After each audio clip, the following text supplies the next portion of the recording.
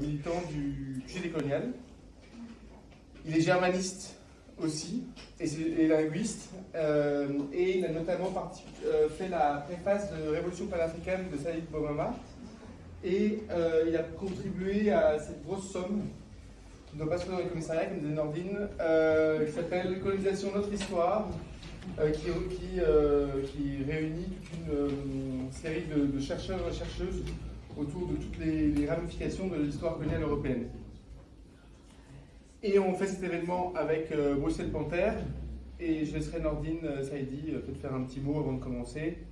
Et puis ensuite, Céline va parler donc, de certains aspects du bouquin, sachant que, comme vous l'avez vu, c'est un gros bouquin, et qu'il y a pas mal d'entrées différentes, donc il en a choisi plusieurs. Il va parler à peu près pendant 40 minutes, mais il dit qu'il ne faut pas hésiter à l'interrompre et pour les questions un peu, qu'il y ait des échanges, de toute façon ici il va retomber sur ses pattes, et puis il y aura aussi un moment de discussion. Et voilà. Ben, franchement, je n'ai pas grand-chose à rajouter. À part Bruxelles Panther, on est une organisation de l'antiracisme politique et décolonial, comme on se dit. Je pense qu'il y en a pas mal qui ont suivi les dernières rencontres qu'on a faites, donc je ne vais pas m'éterniser sur ça. Pour nous, c'était important d'accueillir d'abord un frère, comme tu l'as dit, ancien membre du PIR et du QG décolonial. Et donc, pour un ouvrage qui est un classique en fait, de la littérature parmi les militants anglophones. Et donc, moi, ce qui me marque sur ça, c'est qu'il a 40 ans, ce bouquin. Donc, on a à peine 40 ans de retard. Et donc, on va juste laisser Céline discuter, prendre son temps de déployer le livre comme il faut. Et puis, s'il y en a qui veulent agir pendant, faites un petit signe et on essaye de faire ça bien pour pas non plus trop perturber. Et puis, on fait, comme d'hab, parole au public. Yes. Bien, déjà, merci d'être venus si nombreuses et nombreux. Donc, merci beaucoup pour l'invitation. Donc, à la librairie Météor, que je trouve vraiment exceptionnelle, que j'ai découvert tout à l'heure. Et j'ai passé tout mon temps à faire plusieurs fois le tour de la librairie. Et je trouve que c'est vraiment précieux d'avoir ce genre d'endroit. Au Pianoctail aussi pour le lieu. Et puis à Bruxelles Panther, que je connais depuis très longtemps. Voilà, avec qui on a milité. Et donc c'est toujours un plaisir de les revoir. Donc, alors, juste avant de vraiment présenter le livre, un peu rentrer dedans,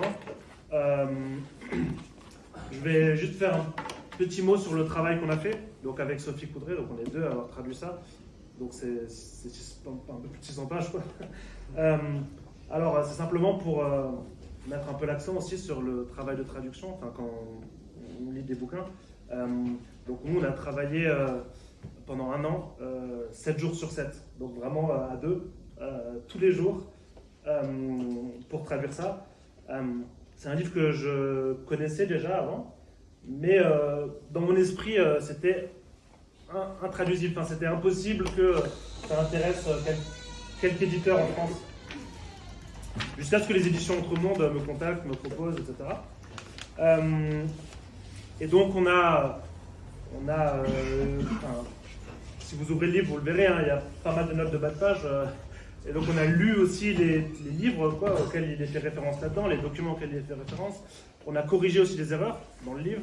Donc on a fait pas mal de notes du traducteur. Donc simplement pour insister un peu sur ce que ça implique de traduire un bouquin. Donc en plus je suis pas... j'avais traduit des articles, etc. Mais c'est la première fois qu'on s'attaquait à une masse comme ça, quoi.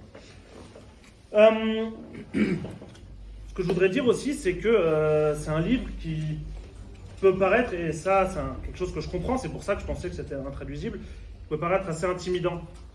Parce que, en effet, non seulement c'est un pavé, mais en plus il y a des notes de bas de page.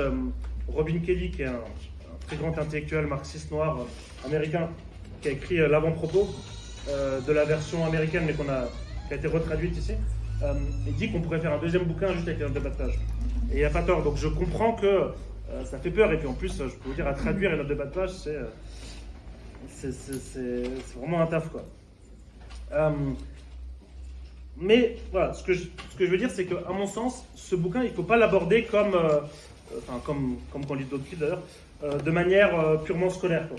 Donc, c'est-à-dire que c'est pas forcément grave d'y revenir, de le lire en plusieurs fois, de le lire sur la durée. Donc, c'est un livre sur lequel on peut revenir s'il y a certains aspects qui nous échappent, ce qui est quasiment forcément le cas. Il y a énormément de matière, quoi, dans le livre. Donc, à mon avis, la lecture de ce type de livre, c'est pas forcément, comme je disais, un exercice scolaire, mais c'est plutôt une pratique collective. C'est pour ça que j'aime bien présenter le livre, même si c'est pas évident parce qu'il y a beaucoup d'entrées, justement. Donc, sa lecture, ça devrait être une pratique collective qui se matérialise donc dans des échanges, des discussions, des critiques aussi. Vous verrez, c'est aussi ce que j'ai écrit un peu dans la préface. J'ai aussi quelques critiques, quoi, envers ce livre, mais il n'empêche que c'est un classique de la pensée noire qui a été publié en 1983 pour la première fois. Et justement, c'est là-dessus c'est par ça que j'ai commencé, peut-être par qui c'est Cédric Robinson, parce que donc on le présente souvent comme un politiste. Bon, c'est vrai, c'était un universitaire, hein, il est décédé en 2016, si je ne dis pas de bêtises. C'était un universitaire, mais c'était aussi un militant. Donc j'essaie d'expliquer ça, de croiser un peu les deux. Et je vais essayer d'insister aussi sur le fait que c'est un livre vraiment, à mon sens, que doivent aussi s'approprier les militantes et les militants. Donc en fait, entre 78 et 83, Robinson il a écrit plusieurs articles dans une revue. Et en fait, tous ces articles ont donné la colonne vertébrale après du bouquin. Donc cette époque, début des années 80, c'est en fait une époque où il y a eu une tentative de renouveau de certaines tendances du nationalisme blanc, donc d'extrême droite, aux États-Unis, mais pas seulement. C'est une époque aussi où il y a eu la poursuite de pillages néocoloniaux, aussi où il y a eu l'affirmation d'un ordre néolibéral, dont à mon sens, c'est pas les seuls, mais les meilleurs exemples sont Thatcher et Reagan. Au niveau international, c'était une période à la fois de dictature et de libération, donc que ce soit en Amérique latine ou en Afrique, donc d'opérations impérialistes au Moyen-Orient, à la Grenade. 83, l'année où sort le livre, si je ne dis pas de bêtises, c'est l'année où le révolutionnaire Maurice Bishop s'est fait assassiner, s'est fait fusiller donc. Voilà. C'est aussi une période où il y a eu une montée, on va dire, de l'emprisonnement des Noirs aux États-Unis. C'est d'ailleurs la raison pour laquelle, même si c'est pas traité dans le livre, mais moi j'aborde un peu la question carcérale dans la préface. Bref, donc ce livre-là, il sort pas dans un vide politique, quoi. Et il répond aussi à une sorte de nécessité, on va dire. C'est un livre qui a eu un impact très fort sur toute une génération de militants noirs aux États-Unis. C'est pour ça que je parlais tout à l'heure de l'avant-propos de Robin Kelley. À mon avis, bon, si jamais ça vous intéresse, vous pouvez lire juste l'avant-propos, c'est assez intéressant pour comprendre l'importance de ce bouquin. Donc dans son avant-propos, il retrace un peu tout le parcours politique de Robinson et il écrit quelque chose. Donc j'ai pris quelques citations comme ça, pour ceux qui n'ont pas lu le livre, ça vous donne une idée. Donc il écrit que ces idées, donc à Robinson, ont directement découlé des mouvements sociaux auxquels il a pris part. Ça, c'est important. C'était pas simplement un universitaire, franchement, j'ai une formation universitaire, j'ai rien contre les universitaires, etc. Mais c'est simplement pour dire que c'était aussi un militant, quoi. Et ces idées, elles viennent de là. C'est un livre très érudit, mais l'érudition, c'est pas, on va dire, un luxe intellectuel.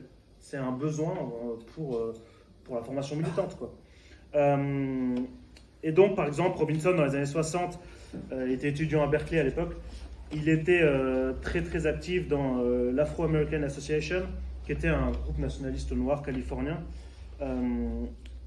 Et d'ailleurs, Bobby Seale et Huey Newton du Black Panther ont aussi fait partie de cette même association avant le Black Panther Party. Et donc, dans son avant-propos, Kelley note assez justement, je trouve, le lien entre l'expérience de Robinson dans cette organisation et la publication de Marxisme noir une vingtaine d'années après, quoi. Notamment, il développe une critique du marxisme occidental que je trouve pertinente, quoi. Enfin, il y a des choses à redire, comme dans tous les livres, on va dire, mais qui me semble pas totalement à côté de la plaque. Donc en gros, il y aurait plein de trucs à dire sur le contexte, mais en bref, c'est un contexte à la fois de virage vers la droite et de résistance et d'organisation politique chez les Noirs aux États-Unis. Mais ce qui est important, c'est que dans les années 60, donc l'époque où Robinson il était dans cette organisation, c'est une organisation, l'organisation des Noirs aux États-Unis se faisait surtout donc, par des inspirations marxistes-léninistes ou maoïstes. Et dans les années 80, le nationalisme noir était l'inspiration principale. Alors là, c'est ultra caricatural ce que je dis, mais il y a bien évidemment des croisements, etc. Mais c'est simplement pour vous donner une idée. Toujours dans l'avant-propos, Kelly il écrit, je le cite, « Durant les années 70, les radicaux noirs ont pris des emplois à l'usine afin d'approcher les classes ouvrières, ont cherché à faire libérer les prisonniers politiques et à bâtir des mouvements dans les prisons, ont investi leur énergie dans la construction d'une Afrique socialiste et ont poursuivi la longue tradition d'organisation communautaire. Pendant ce temps, l'afrocentrisme et le nationalisme culturel ont conquis l'imaginaire de divers segments de la communauté noire de part et d'autre des lignes de classe. » Donc c'est l'époque où il y a le développement aussi d'écoles noires aux États-Unis, d'habits d'inspiration africaine, de littérature afrocentrique, etc. etc.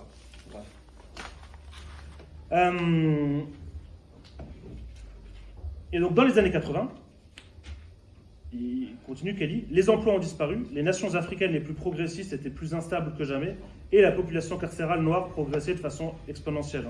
C'est l'époque où il y a eu le développement de la fameuse guerre contre la drogue aux États-Unis, donc avec son lot d'emprisonnement. Et donc Kelly, il écrit, je termine là-dessus, après j'arrête avec lui. C'est là que nous nous tenions, d'autres jeunes radicaux et moi, à un croisement politique et culturel, prêts pour l'action, mais incertains de la direction qu'allait prendre le monde, puisqu'il y avait à la fois ce bouillonnement, on va dire, de libération, mais à la fois ce tournant vraiment vers la droite, quoi. Nous avions besoin d'analyse des mouvements sociaux qui avaient fait leurs preuves. Nous devions comprendre qui étaient nos amis et qui étaient nos ennemis. Hier comme aujourd'hui, nous avions besoin d'autres histoires prêtes à adopter une perspective plus globale. Et c'est exactement ça, à mon sens, que répond ce livre. Donc, c'est un livre qui traite donc de la tradition radicale noire, de plusieurs figures, de 3 figures notamment, C.L.R. James, Du Bois, et l'écrivain Richard Wright. Et donc, il y a une biographie il n'y a pas longtemps qui est sortie sur Robinson, de quelqu'un qui s'appelle Joshua Myers. Et Myers, il écrit que, comme le livre qui s'appelle Marxisme noir, il y a plein de gens qui pensent que c'est un livre qui traite de personnes noires qui étaient marxistes. Sauf que c'est pas le cas. C'est pas le cas. Pas totalement le cas. Il est resté dans la postérité pour d'autres choses, ce livre. L'objectif de Robinson, quand il a écrit le bouquin, donc c'était pas de publier une autre étude sur le marxisme, il en avait déjà eu pas mal, mais donc de plonger dans ce que lui il nomme la tradition radicale noire. Et de ses dialogues avec le marxisme, mais c'était pas un livre, on va dire, sur le marxisme en premier lieu. Donc à mon avis, il s'agit d'un livre qui est, et ça on s'en est rendu compte dans la traduction, très érudit, très complet. Et c'est incroyable, franchement, la traduction était à la fois un plaisir et un enfer, parce que quand c'est très érudit, c'est très compliqué de traduire certaines choses. Et donc, s'il plonge dans la tradition radicale noire, en fait, le livre, il est resté dans la postérité, à mon avis, pour autre chose, pour la théorisation de ce qu'il nomme le capitalisme racial. Et c'est de ça, en fait, un peu que je vais essayer de parler. Donc, rapidement, dans la préface, voilà de quoi je parle dans la préface, mais je ne vais pas revenir sur tous ces points ici. Donc, d'abord, sur ce que signifie le capitalisme racial et les éventuelles critiques qu'on peut faire à ce concept. Ça me semble assez important. J'ai fait aussi tout un point sur les marxistes, la race et la question nationale. Donc, ça, c'est des choses pareilles que je n'ai pas forcément envie de développer ici parce que, à mon avis, ça c'est pas nécessaire, mais par contre, si vous voulez après en parler de ça, on pourra bien sûr. Donc la question des rapports entre le capitalisme et la question raciale, donc sur le radicalisme noir, parce que c'est quand même de ça que traite le livre. Et puis je parle d'autres questions, la question du genre, qui est absente en fait du livre. C'est une critique qu'ont fait certains courants féministes au livre. Je parle aussi de la question du lumpenprolétariat, et aussi donc de la question carcérale, mais vraiment en passant.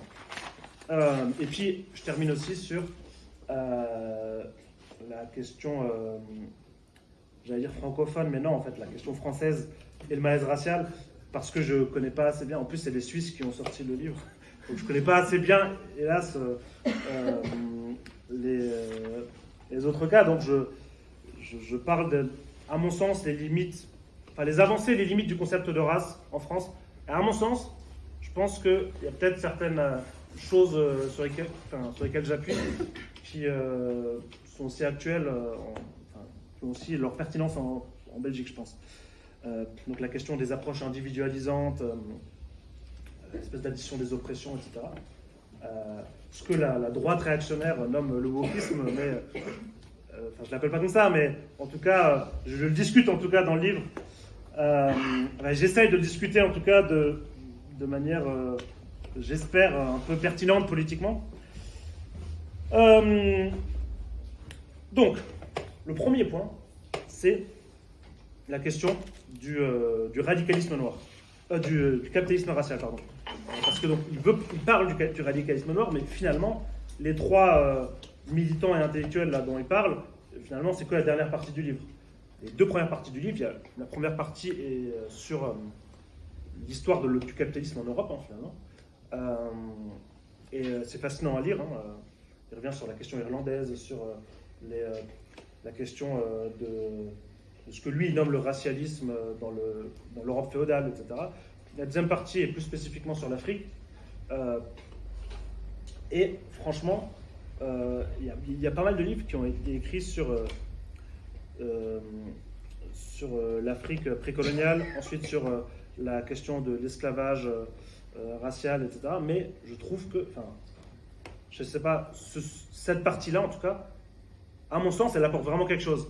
J'ai appris énormément de choses en lisant ce livre. Il revient aussi sur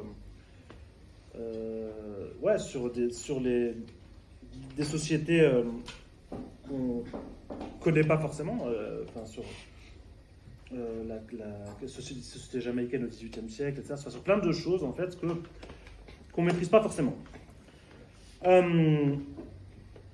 Et donc, la troisième partie donc, est sur C.L.R. James, donc un militant qui était un militant de Trinidad, un militant trotskiste, qui est très connu pour son livre Les Jacobins Noirs. Et j'ai préfacé un autre de ses livres qui s'appelle L'Histoire des révoltes panafricaines. Et d'ailleurs, j'étais venu aussi à Bruxelles le présenter. Aussi Du Bois, qui lui, du coup, n'était pas trotskiste, était plus vers la fin de sa vie proche du maoïsme, on va dire. Et Richard Wright, qui lui est écrivain, écrit des romans, donc c'est moins un théoricien, on va dire, mais il a été membre du Parti communiste des États-Unis. Bref. Et donc finalement, ce livre, quand il est discuté, souvent, c'est principalement pour parler de la question du capitalisme racial.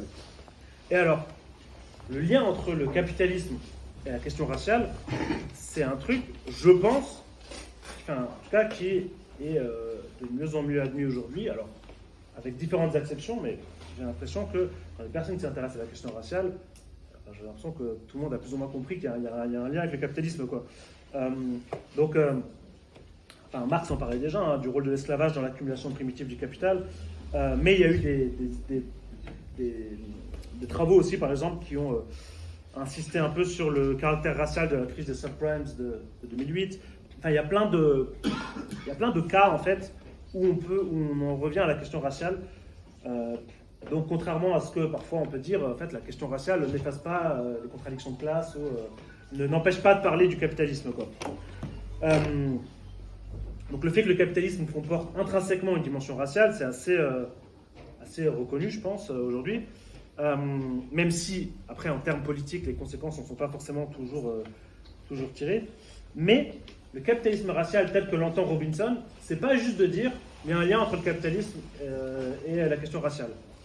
C'est plus complexe que ça, et c'est pour ça que c'est un concept que j'essaie d'expliquer dans la préface, mais que je critique un peu aussi, parce qu'à mon avis, il a certaines limites. Donc là, j'ai pris vraiment j'ai pris quelque chose, enfin, je me suis dit pour la présentation, je vais parler d'un point que je critique un peu, comme ça fait matière à discussion, mais à mon sens, ça n'enlève rien à l'importance du bouquin. Hein, sinon, on ne l'aurait pas traduit sinon. En fait, le capitalisme racial, c'est une compréhension particulière du développement du capitalisme. C'est-à-dire que, déjà, le terme capitalisme racial, il est antérieur à un marxisme noir. Il a été développé en Afrique du Sud, par des militants trotskistes d'ailleurs. En gros, il était utilisé au début surtout pour parler du capitalisme sud-africain. Mais Robinson, lui, il l'utilise autrement que cette acception. En fait, pour lui, il y a quelque chose qui s'appelle le racialisme, qui est un sentiment racial, qui précède la période capitaliste. Et donc, le racisme comme le capitalisme ne sont pas des ruptures nettes avec le système qu'il y avait avant, le système pré-capitaliste. En fait, le racisme, il aurait des racines qui remonteraient à la civilisation européenne pré-moderne. C'est pour ça que lui, il dit, en fait, le racisme ne commence pas du tout avec la rencontre, entre guillemets, même si le terme n'est pas du tout juste, entre l'Afrique et l'Europe, ça ne commence pas du tout là, le racisme. Lui, ce qu'il explique, c'est, en fait, il y avait déjà un sentiment, on va dire, racial, préexistant dans l'Europe féodale. C'est pour ça qu'il parle, il insiste beaucoup dans la première partie sur la question des Slaves, des Roms, des Juifs, des Irlandais, etc. À mon sens, l'intérêt de ça, il est déjà, c'est de ne pas avoir une vision purement instrumentale du racisme, quoi. En gros, le racisme, c'est juste un truc qui sert à diviser la classe ouvrière, ou alors et ça sert à ne pas avoir une vision, on va dire, linéaire du développement capitalisme. En fait, il y a eu des étapes, et voilà. À mon sens, déjà, les rapports sociaux et les rapports de production, en fait, ils sont jamais purs, on va dire. C'est-à-dire que on n'est pas passé de pas fier le féodalisme à pas fier le capitalisme. C'est des choses qui se mélangent, qui se croisent. Il y a des sociétés où il y a du féodalisme, il y a du capitalisme, enfin bref. Donc c'est jamais quelque chose de purement linéaire, et je pense que le livre de Robinson est intéressant pour ça. Après, le terme de capitalisme racial, à mon avis, sa limite principale, c'est que, comment dire, on a l'impression que l'idée précède les rapports sociaux. Donc, qu'en fait, il y a eu un racialisme, et qu'ensuite, le capitalisme est né sur ce sentiment racial, et que du coup, ensuite, il y a eu des rapports sociaux qu'on nomme raciaux. Alors, je ne dis pas du tout que les idées sont pas importantes, d'accord, les idées ont aussi leur importance, mais à mon avis, c'est une erreur méthodologique de faire précéder que ces idées précèdent les rapports sociaux. À mon avis, je pense qu'il y a beaucoup de... Je vais essayer de ne pas vous assommer avec 15 000 références, mais c'est simplement, il y a beaucoup de travaux qui expliquent et qui montrent que le capitalisme et les rapports sociaux de race, en fait, se sont co-constitués. D'accord ? Donc, à mon sens, c'est ça la limite principale. Et l'autre limite, c'est que si on fait, si on parle de race avant le capitalisme, ça signifie que, et ça c'est plus ou moins presque mot pour mot ce que j'écris dans la préface, pourquoi ne pas en parler en fait pour l'Antiquité par exemple ? Il y a des historiens par exemple qui ont montré que le sentiment de supériorité des Grecs sur les barbares, du coup, entre guillemets, c'est né en fait après les guerres médiques, ce qu'on appelle les guerres médiques. Mais en fait, pourquoi dans ce cas ne pas dire en fait que les Grecs étaient racistes vis-à-vis des barbares finalement ? Parce qu'il y avait un sentiment d'exclusion, un sentiment de supériorité, d'accord ? Et d'ailleurs, il y a un très grand historien britannique, Geoffroy de Sainte-Croix, qui a écrit un livre qui n'a jamais été traduit en français, et qui a un sacré pavé aussi sur la lutte des classes dans l'Antiquité, et qui compare en fait ce que Platon et Socrate pensaient de l'esclavage à ce que je ne sais plus quel propriétaire d'esclaves du 19e siècle ou du 18e, je ne sais plus, en pensait. Et à mon avis, c'est extrêmement différent. En fait, c'est pas parce qu'il y a un sentiment de supériorité. Alors, attention, c'est pas bien, mais c'est pas parce qu'il y a un sentiment de supériorité que qu'il y a des rapports sociaux-raciaux. C'est pas parce qu'il y a de l'esclavage, pareil, qu'il y a des rapports sociaux-raciaux. Donc, à mon avis, on pourrait un peu complexifier l'approche de Robinson et dire qu'en effet, il y a une certaine continuité. D'accord ? Il y a des choses, je vais dire, les choses qui naissent en fait sous le capitalisme ne viennent pas de nulle part. En fait, il y a toujours une continuité avec ce qu'il y avait avant. Mais à mon avis, la limite, c'est un peu ça, quoi. Par contre, le livre, donc je disais tout à l'heure, c'est à la fois un plaisir et un enfer à traduire parce que mais à mon avis, c'est un plaisir à lire parce que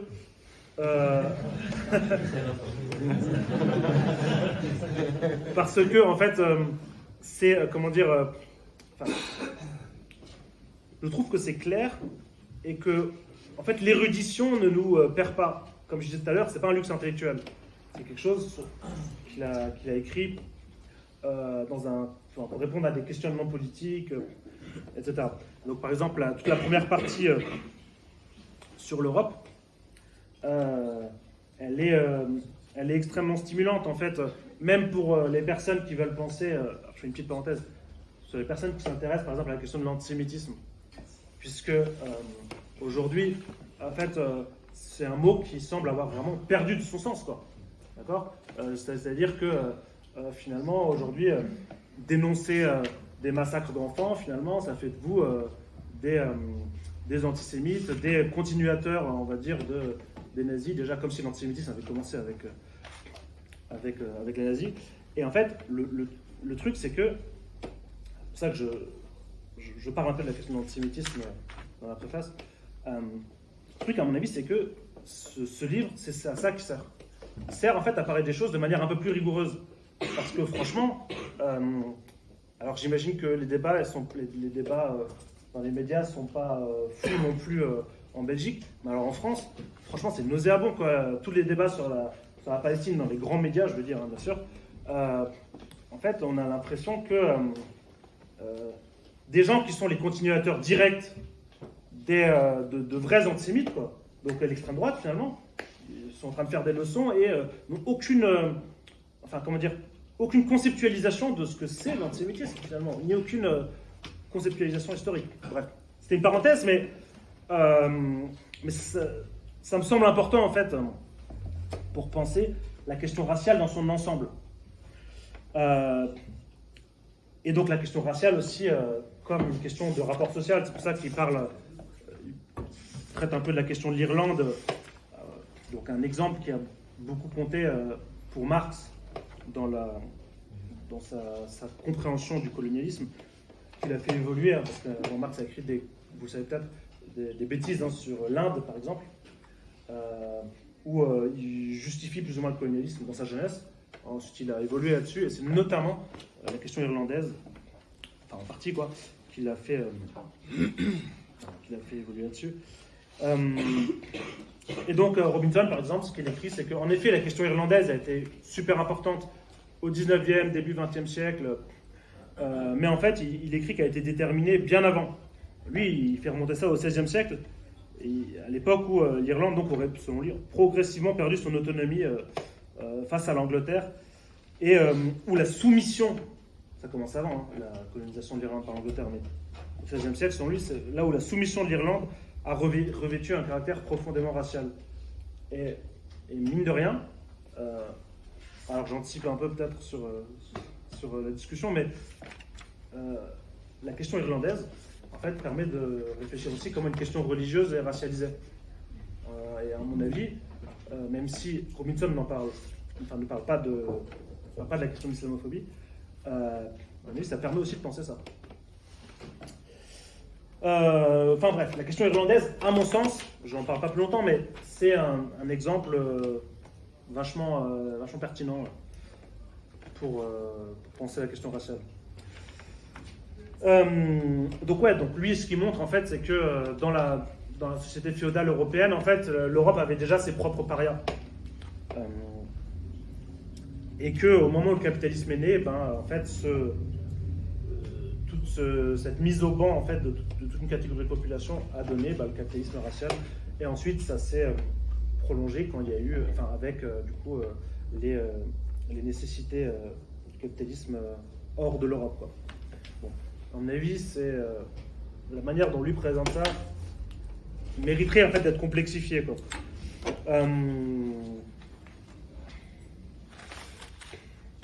Ouais. Ouais, je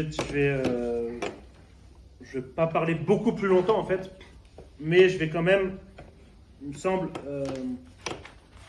dire quelque chose sur les trois personnes qui présentent à la fin. Donc, C.L.R. James, Richard Wright et Du Bois.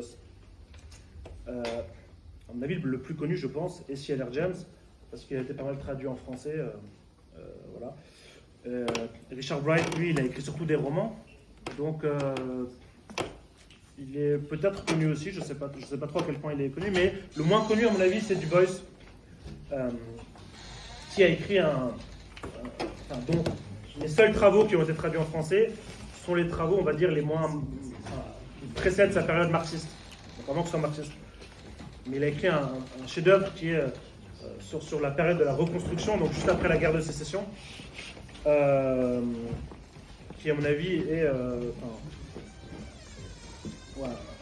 un exemple en fait d'études historiques. Et donc à mon avis, ça aussi c'est l'un des intérêts de ce livre, c'est de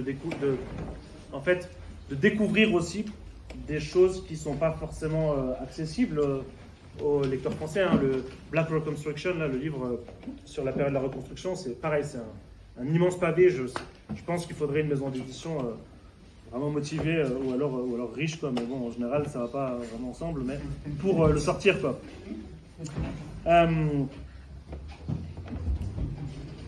Donc, en fait, Du Bois, c'est sans doute l'un des premiers théoriciens états-uniens qui a exprimé sa sympathie pour le marxisme. Donc, c'est pas juste l'un des premiers noirs américains, c'est l'un des premiers américains tout court.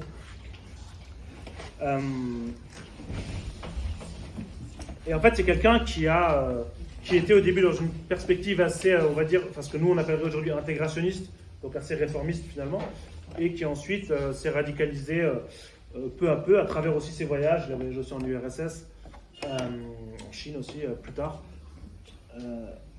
Mais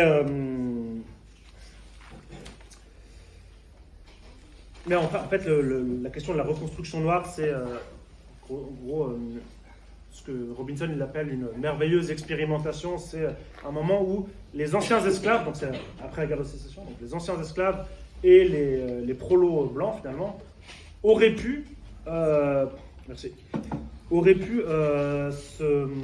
s'unir finalement et pour donner une autre tournure à la démocratie aux États-Unis.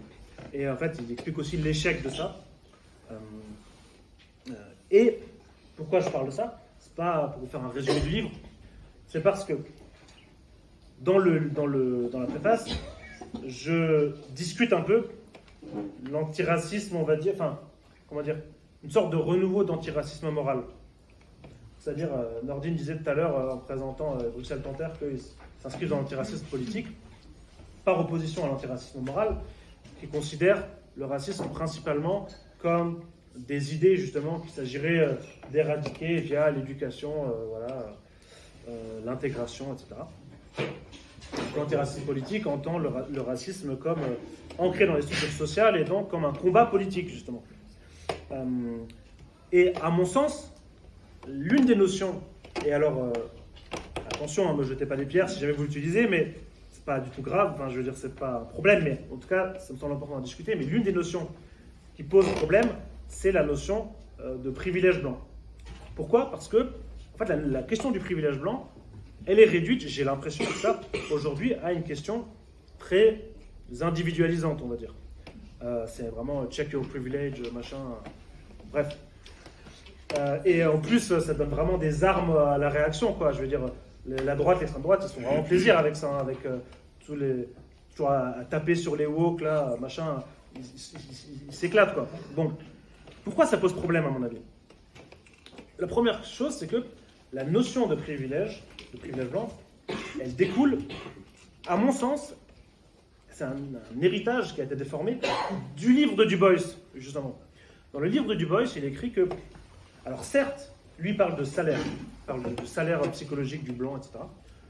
Et en fait, il explique que, certes, les prolos blancs, ils sont aussi pauvres, ils sont aussi exploités, etc. Mais il n'empêche, ils peuvent aller dans des écoles de blancs, ils peuvent, dans les cours de justice, on prend des gens chez eux, etc. Machin. Donc, il parle d'une sorte de salaire psychologique. Et plus tard, il y a eu toute une tradition marxiste en fait qui s'est emparée de ça. Il y a eu dans les années 60-70 un peu les intellectuels un peu de Mao américains qui ont repris ça. Et en fait, qui expliquait que la question du privilège blanc, le but, c'est pas d'éduquer les blancs, même si on va dire que ça peut être un effet secondaire, quoi. Mais c'est pas ça le but. Le but, c'est justement de discuter les possibilités d'une alliance, en fait, finalement, entre les beaufs et les barbares, comme dirait Ouria Boudadja. Donc, en fait, je disais simplement ça parce que, parce que tout ce sur quoi j'essaie d'insister, là, depuis que j'ai commencé à parler, c'est sur le fait que ça répond à un besoin, ce bouquin. Et l'un des besoins, c'est de parler des choses de manière un peu rigoureuse. C'est pour ça que le fait que ça soit un livre extrêmement documenté qui part, je veux dire, on passe du féodalisme du féodalisme en Europe au débat entre communistes aux États-Unis, etc. Donc bref, il y a énormément de choses. Et c'est pour ça aussi que je ne parle pas de tout, parce que c'est impossible de résumer ce livre.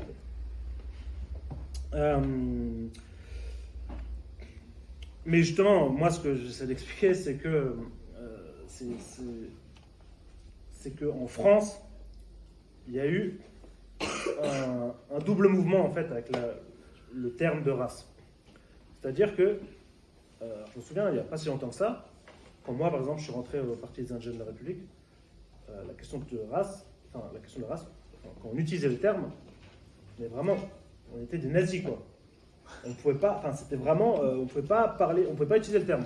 C'était vraiment beaucoup plus casse-gueule qu'aujourd'hui. Alors qu'aujourd'hui, franchement, même des personnes qui ne sont pas forcément dans mon camp politique, on va dire, utilisent le terme. Bon. Donc, d'une certaine perspective, on peut dire, c'est bien, d'accord, c'est un apport, c'est bénéfique à la lutte. Sauf que, à mon sens, en fait, la popularisation de ce terme, elle s'est aussi faite par une progressive dépolitisation du terme. C'est-à-dire que aujourd'hui, la race, c'est plus forcément des rapports sociaux. C'est soit un concept sociologique figé, soit ça va être des idées, justement, soit ça va être un moyen de s'affirmer, parce qu'en fait, on perd aussi, dans la société actuelle, c'est compliqué. Donc on va parler des premiers concernés à tout bout de champ, etc. Racisés. Voilà, des racisés, comme si les blancs n'étaient pas racisés aussi. Donc comme si les blancs c'était la norme et tous les autres c'est des racisés, quoi. Non. Bon, mais encore une fois, mon but là, c'est pas du tout d'aller contre ces termes. Ces termes sont aussi rentrés dans l'usage, etc. Mais vraiment, ce que ça symbolise, à mon sens, c'est une perte politique, on va dire, du terme, en fait, de la force. Ce concept, il y a eu le livre très connu de Wallerstein et Balibar sur la question, mais à mon sens, l'un des livres qui a vraiment commencé à ramener un débat très intéressant sur la race en France, c'est le livre de Cédric Thierry, La contre-révolution coloniale en France, qui parle du racisme comme de la modalité idéologique de la lutte des races. Et avec la lutte des races, forcément, à l'époque, on entend ça, c'est vraiment compliqué d'admettre ça, quoi. Sauf que lui, ce qu'il appelle lutte des races, c'est une lutte sociale et politique. D'accord ? Donc voilà. Tout ça, c'est pas simplement des digressions, c'est simplement parce que le livre qu'on nous a demandé de traduire, c'est un livre qui est né, en fait, qui s'est développé dans un contexte états-unien et qu'il fallait aussi rendre un peu accessible à... ou pas rendre accessible parce qu'il est assez accessible, mais plutôt le rendre pertinent, en tout cas, ou expliquer en quoi c'est intéressant aussi pour des Européens de le lire, quoi. Voilà, bon, il y a plein de choses. Alors la préface, j'en parlais avec Nordine tout à l'heure, quand on nous a demandé de faire la traduction, les éditions Entre Mondes m'ont aussi chargé d'écrire une sorte d'appareil critique. Et donc la préface, vous verrez, elle est longue aussi, elle fait 40 pages la préface. Et ce que j'expliquais à Nordine tout à l'heure, c'est qu'en plus je l'ai raccourci parce que le livre, en fait, comment dire, nous entraîne à réfléchir à tellement de choses que il y a plein de trucs à discuter, quoi. Donc voilà. Et donc forcément là, mon propos, bon, il est un peu décousu parce que j'essaye de vous présenter certains points. Mais en même temps, ça me fait penser que j'ai pas dit ça, du coup. Mais si à chaque fois je change comme ça, on peut aller loin parce que vraiment, ça parle de beaucoup de choses, quoi. Voilà, donc j'ai pas parlé forcément de la question du lumpenprolétariat, etc. Peut-être si une critique a été faite, ce que je disais tout à l'heure, je l'ai évoqué rapidement, c'est le fait que la question du genre est absente dans le livre. C'est une critique qui a été faite, alors j'ai plus les noms là en tête, mais qui a été vraiment faite, je veux dire, de manière formelle, quoi, hein. Il y a eu des articles qui ont été faits là-dessus, etc., qui expliquent que finalement, à part Angela Davis qui est citée vite fait à la fin, il n'y a pas de femmes, en fait, comme si la tradition radicale noire était une tradition uniquement d'hommes, ce qui bien évidemment n'est pas le cas. Mais il y a une ancienne étudiante de Robinson qui a expliqué que, certes, c'est pas totalement faux, on peut dire ça, mais en fait, la méthode du livre pourrait permettre aussi de développer des choses qui lient plutôt qui relie la question du genre en fait à la tradition radicale noire. Donc oui, en effet, c'est une critique qu'on peut lui faire. Ça, c'est vrai. Ouais. Je pense que je vais m'arrêter là parce que sinon.